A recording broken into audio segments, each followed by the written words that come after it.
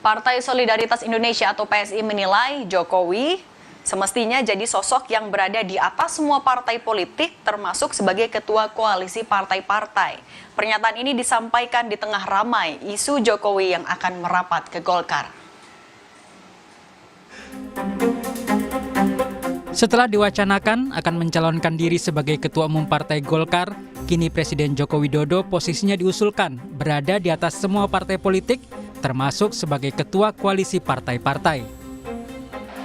Hal ini diungkapkan Wakil Ketua Dewan Pembina Partai Solidaritas Indonesia, Grace Natali, dalam podcast gaspolkompas.com.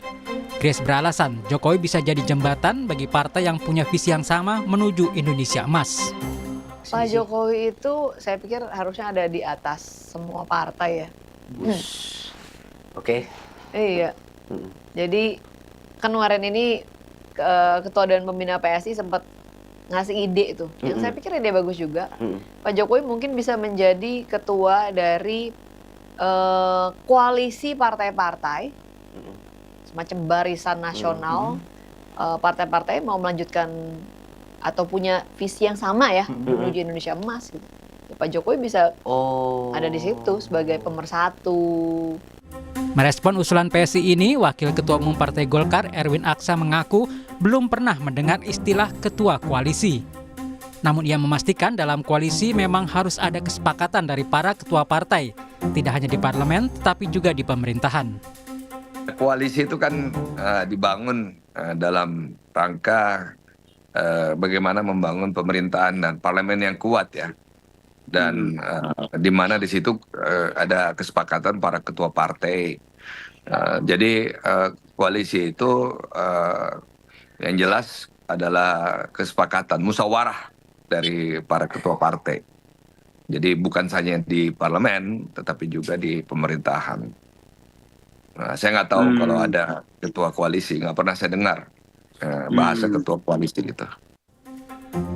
Analis politik menilai jika Presiden Jokowi tidak memegang parpol secara formal akan sangat rancu jika ditunjuk sebagai ketua koalisi parpol pengusung Prabowo Gibran, terkecuali jika Presiden Jokowi kedepannya menjadi ketua umum Partai Golkar.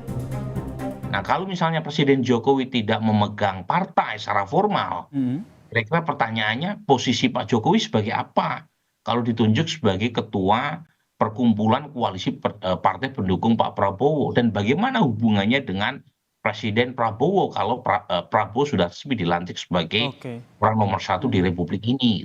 Kecuali Presiden Jokowi menjadi ketua umum Partai Golkar. Jadi kalau misalnya beliau menjadi ketua umum Partai Golkar, beliau masih punya power.